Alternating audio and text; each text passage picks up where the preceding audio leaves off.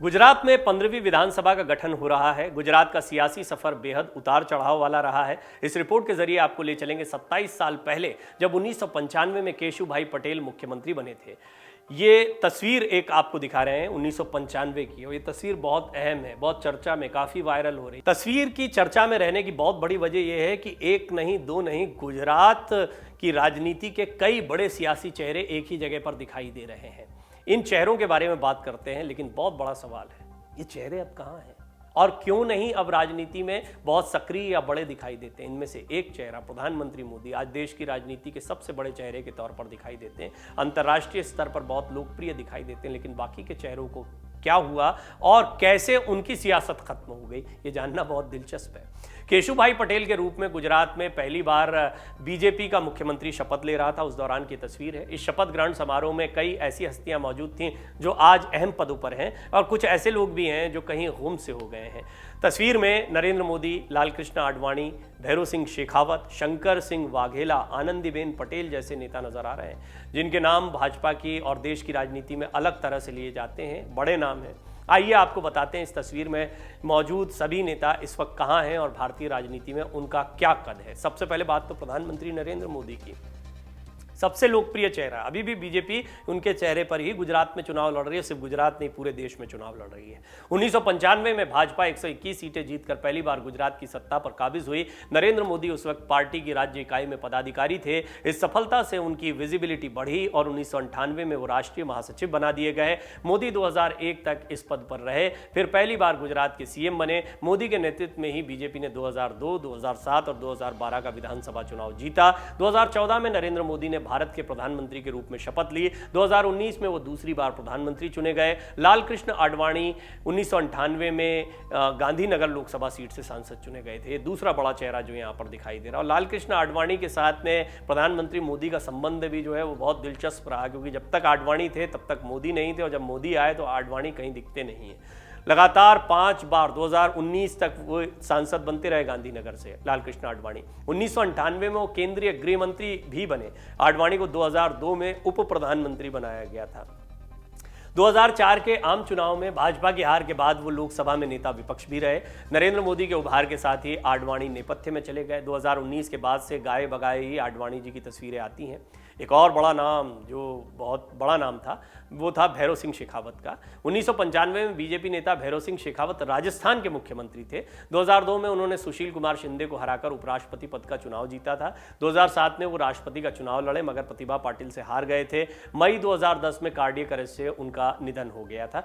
गुजरात की राजनीति से इनका लेना देना नहीं है, लेकिन क्योंकि तस्वीर में थे तो उनका भी जिक्र यहाँ पर आया। भैरों सिंह शेखावत एक बहुत बड़ा नाम थे, लेकिन राजस्थान की राजनीति में देखा जाए तो उनके बाद में एक बड़ा वैक्यूम है। वसुंधरा राजे सिंधिया एक बड़ा चेहरा दिखाई पड़ती हैं। अब सतीश पूनिया भी हैं, और भी लोग हैं जिनके नामों की चर्चा होती रहती है। लेकिन इस सब के बीच में देखा जाए तो बीजेपी का ऐसा कोई लोकप्रिय, सर्वमान्य या जनता के बीच का चेहरा नहीं दिखाई देता। भैरों सिंह शेखावत ऐसा एक चेहरा थे।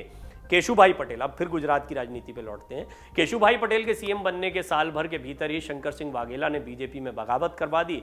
वाघेला 1996 में खुद मुख्यमंत्री बने और अपने राजनीतिक मोर्चे का कांग्रेस में विलय करा दिया। बतौर पीएम मनमोहन सिंह के पहले कार्यकाल में वाघेला केंद्रीय मंत्री रहे। 2017 में वाघेला ने कांग्रेस छोड़कर फिर से अपनी राजनीतिक पार्टी शुरू की। एक और चेहरा है विपुल चौधरी। अभी पता नहीं आज के लोग कितना इनको जानते हैं, लेकिन ये भी बड़े नेता रहे। विपुल चौधरी 1995 में पहली बार विधायक बने थे। पटेल के खिलाफ बगावत में चौधरी ने वाघेला का साथ दिया था। जब वाघेला सीएम बने तो चौधरी को गृह मंत्री बनाया गया था, और बाद में उन्होंने वाघेला से रिश्ता तोड़ लिया और 2006 से 2016 के बीच दूध सागर डेयरी के चेयरमैन रहे। 2007 विधानसभा चुनाव से पहले बीजेपी में शामिल हुए विपुल चौधरी को भिलोडा सीट से टिकट मिला। हाल ही में उन्होंने अपनी अलग पार्टी बनाकर भाजपा को चुनौती दी। चौधरी को सितंबर में अरेस्ट किया गया था। उन पर डेयरी चेयरमैन रहते हुए 750 करोड़ रुपए के गबन का आरोप था। आनंदीबेन पटेल अब तो लोकप्रिय नाम है, आप जानते हैं सब। 1995 में आनंदीबेन पटेल राज्यसभा की सदस्य थी। 1998 में उन्होंने पहली बार विधानसभा चुनाव लड़ा, 3 बार जीत हासिल की। नरेंद्र मोदी के सीएम रहते पटेल के पास कई अहम मंत्रालय थे। 2014 में जब मोदी पीएम बने तो उन्हें सीएम बनाया गया था, लेकिन 2016 में कुर्सी ले ली गई थी। इसके बाद से वो मध्य प्रदेश और उत्तर प्रदेश की राज्यपाल रहीं। तस्वीर में एक और चेहरा दिख रहा है, छबील दास मेहता भी दिखते हैं, जो केशुभाई पटेल से पहले सीएम हुआ करते थे। मेहता 2001 तक कांग्रेस में ही रहे, फिर एनसीपी में चले गए। नवंबर 2008 में बीमारी से उनका निधन हो गया था।